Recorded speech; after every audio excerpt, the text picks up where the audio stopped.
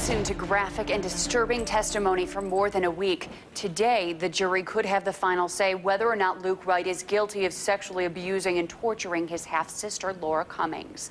News 4's Anthony Conji is live outside Erie County Court with the very latest. Anthony? Well, Melissa, the jury was charged by the judge for about an hour and 15 minutes and started deliberating under an hour ago. Now, during that time, Judge Michael D'Amico went over the 10 charges against Luke Wright, which includes assault in the first degree, predatory sexual assault, rape, incest, and unlawful imprisonment.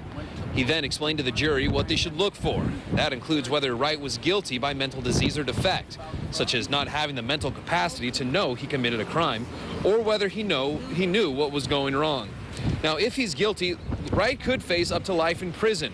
If he's found that his mental condition played a role, his attorney John Nucciarino told me Wright would be admitted to a mental institution and would be considered a patient, but would be there a very long time, if not for the rest of his life. Now, we had our News 4 legal analyst Terry Connors weigh in on the challenges that the jury faces.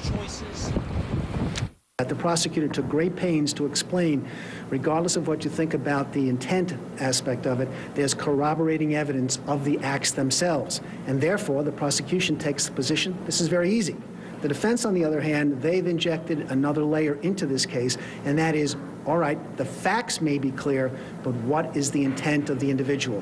What is his mind telling him about these facts, and should he be held responsible given the fact that he has a diminished capacity?